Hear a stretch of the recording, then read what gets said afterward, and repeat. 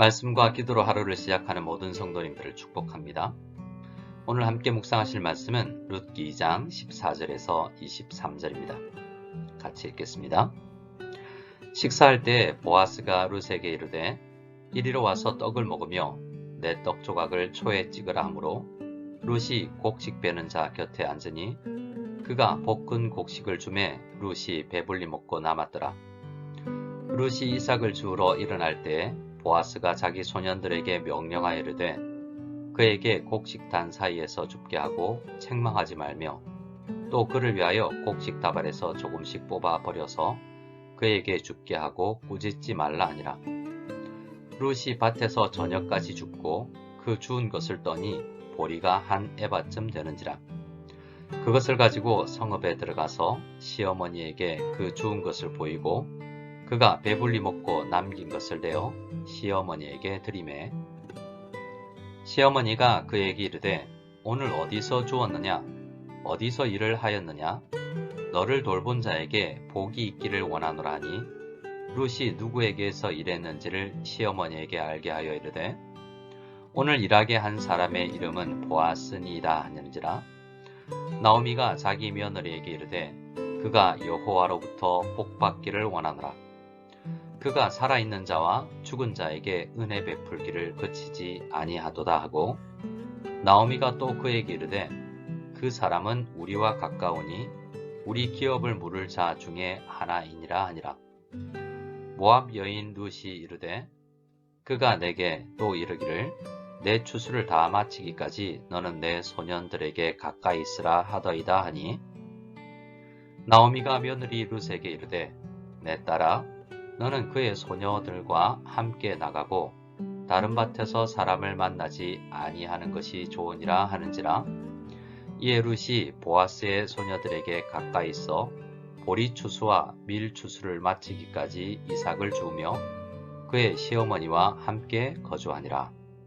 아멘. 우리는 룻기에서 가난한 한 가정을 만나게 됩니다. 유대 땅 베들레헴에서 살던 엘리멜렉과 나오미 부부의 가정인데요.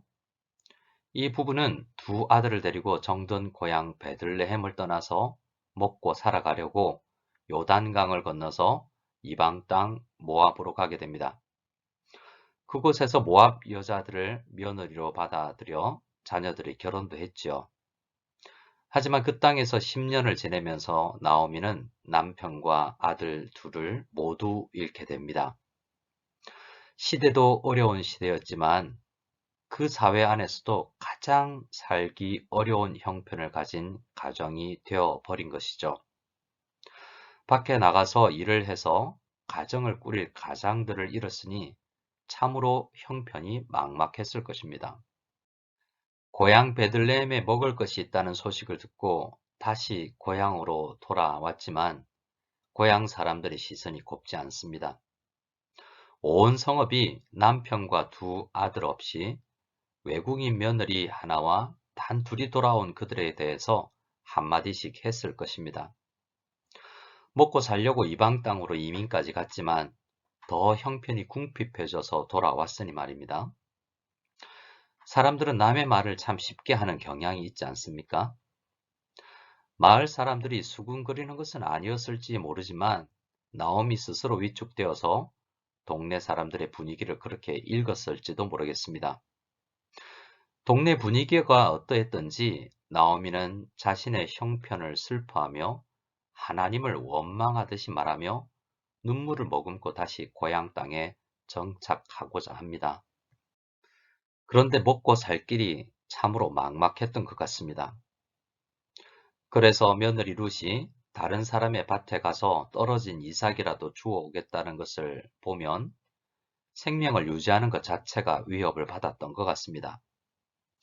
그때 며느리 룻은 은혜를 소망합니다.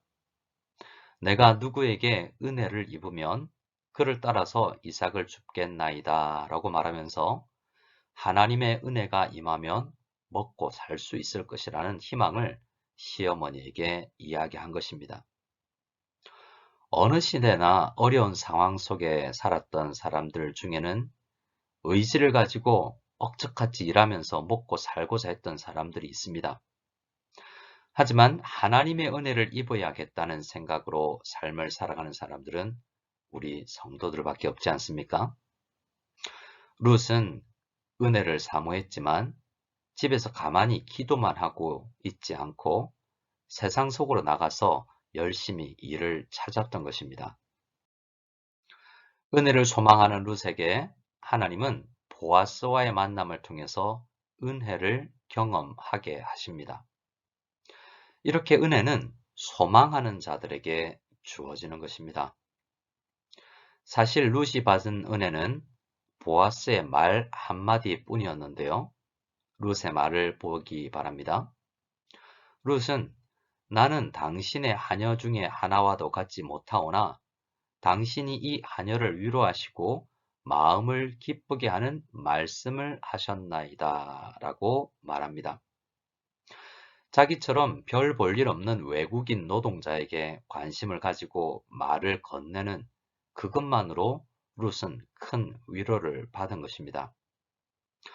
유대인들 사이에서 눈치를 보면서 이삭을 줍고 있던 룻에게는 그 작은 관심 하나가 큰 위로로 다가오게 된 것입니다. 14절을 보면 보아스는 말로만 관심을 가진 것이 아니라 동네에 유력한 사람이고 밭의 주인인 자신의 곁으로 룻을 불러서 같이 식사를 하자고 청합니다. 그 식사 자리에는 곡식배는 보아스 집의 일꾼들도 함께 하는 자리였는데요. 사실 룻은 이 자리에 낄 위치에 있지 않을 뿐만 아니라 점심 끼니를 때울 도시락 하나도 제대로 준비하지 못했을 것입니다. 그런데 보아스는 룻을 식사 자리에 초대해서 배불리 먹고도 남을 만큼 넉넉한 음식을 제공해 주었습니다. 아마도 룻은 지난 수년간 배불리 먹어본 일이 없었을 것입니다. 정말 오랜만에 충분히 먹는 은혜를 누리게 된 것이죠. 이 일이 일어나고 있는 동네 이름이 베들레헴이라는 것을 생각해 보기를 바랍니다. 베들레헴은 우리말로 번역하면 떡집이라는 뜻인데요. 나오미와 룻은 그동안 떡집이라는 동네에서 살면서도 떡을 마음껏 먹지 못하는 형편이었는데 이제 그 궁핍함이 보아스를 만나는 은혜로 채워지게 된 것입니다. 보아스는 배불리 먹게 해주었을 뿐만 아니라 같이 일하는 일꾼들에게 룻이 이삭을 더 많이 줄 수 있도록 배려해 줍니다.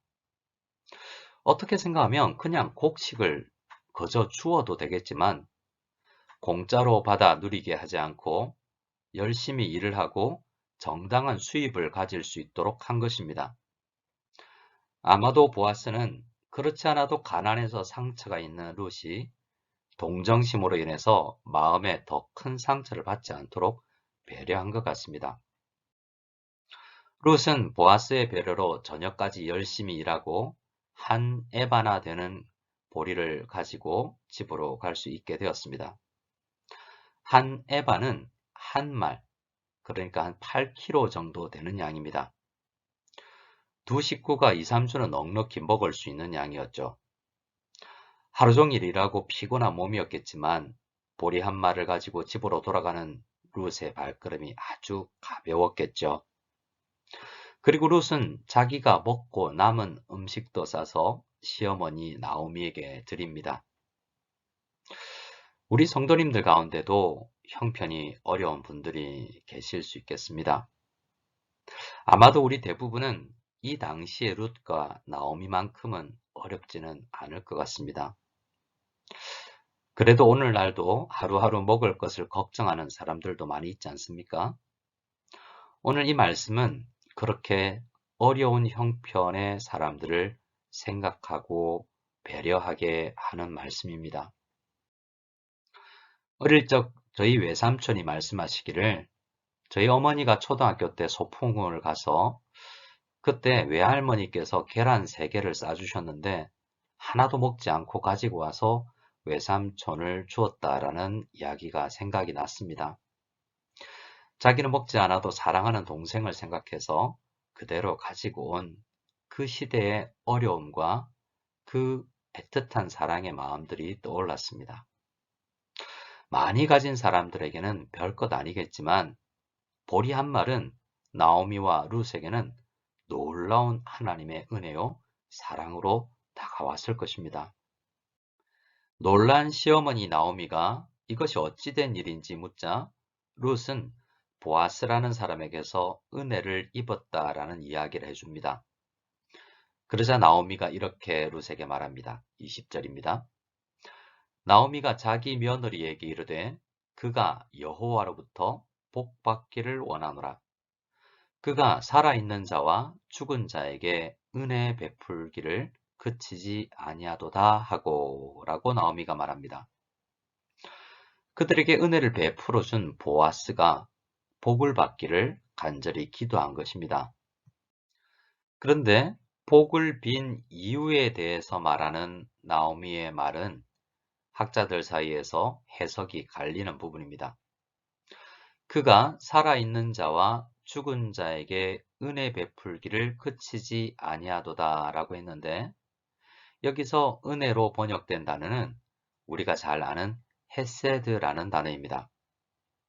히브리어 헤세드는 약한 사람이 어려움에 처했을 때 전혀 베풀 의무가 없음에도 불구하고 자발적으로 베푸는 신실한 사랑이라고 풀어 설명할 수 있습니다.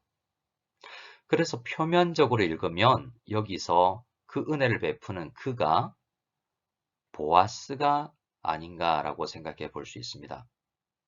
하지만 그러한 헤세드의 사랑을 살아있는 사람과 죽은 자에게도 베풀 수 있는 분이라면 사람이 아니라 하나님이라고 생각해야 한다는 학자들이 있는 것입니다. 하지만 보아스가 그러한 은혜를 베푼 것이라고 생각해도 무방할 것입니다. 학자들은 이것을 구분하고자 하지만 결국 하나님께서 보아스를 통해서 헤세드의 사랑을 룻과 나오미에게 베풀어 주신 것이기 때문이죠. 나오미는 그래서 보아스 뒤에서 보아스를 통해서 가난한 자신과 같은 사람들을 돌보시고 먹이시는 하나님의 은혜를 생각하며 축복 기도를 드린 것입니다. 나오미가 또 그들에게 은혜를 베푼 사람이 가까운 친척이고 나오미 가정에 기업을 물을 사람 중에 한 사람이라고 말을 하는데요. 이 부분에 대해서는 내일 다시 설명을 드리도록 하겠습니다. 오늘 우리는 보아스가 가난한 룻과 나오미를 배불리 먹게 하는 하나님의 은혜를 전달하는 통로가 되었다라는 말씀을 함께 보았습니다. 이 말씀은 우리로 하여금 먹을 것이 없어서 굶으며 예수님을 따랐던 사람들에게 베푸신 오병이어의 기적을 떠올리게 합니다.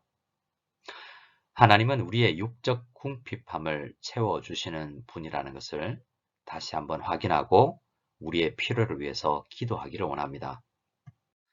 하나님은 그렇게 하늘을 나는 새도 먹이시고 들에 핀 꽃도 자라게 하시는 분이지만 무엇보다도 그 어떤 사람도 해결할 수 없는 영적 갈증과 죄의 문제를 해결하시기 위해서 자신이 직접 떡이 되고 잔이 되어서 우리의 영혼을 구하신 분이라는 것을 다시 한번 이 말씀을 통해서 떠올려 보는 것이 중요할 것 같습니다. 우리를 위해서 몸을 찢으시고 피를 흘리셔서 우리 가난한 영혼을 부유하게 하신 우리 예수님을 믿는 사람들은 어떻게 살아가야 할지를 생각하고 기도하는 하루가 되었으면 좋겠습니다. 이 말씀을 묵상하면서 만약 우리가 룻처럼 가난한 형편이라고 생각이 된다면 하나님께서 은혜를 베푸셔서 보아스와 같은 은혜의 통로가 되는 사람을 만날 수 있기를 간절히 기도해야겠습니다. 그리고 만약 말씀을 묵상하면서 우리가 보아스처럼 작은 관심과 물질이라도 흘려보낼 수 있는 정도의 형편이라고 생각이 된다면 우리가 관심을 가지고 돌보아야 할 사람은 없는지 찾아보고 도울 수 있는 성도가 되어야 되겠습니다. 그것은 하나님의 은혜로 배부른 사람이 마땅히 행할 일이라는 것을 다시 한번 생각하고 다짐하는 이 아침이 다 될 수 있기를 소원합니다. 함께 주기도문 드리겠습니다. 하늘에 계신 우리 아버지여, 이름이 거룩히 여김을 받으시오며 나라가 임하시오며 뜻이 하늘에서 이루어진 것 같이 땅에서도 이루어지이다. 오늘 우리에게 일용할 양식을 주시옵고 우리가 우리에게 죄 지은 자를 사하여 준 것 같이 우리 죄를 사하여 주시옵고 우리를 시험에 들게 하지 마시옵고 다만 악에서 구하시옵소서. 나라와 권세와 영광이 아버지께 영원히 싸움나이다. 아멘.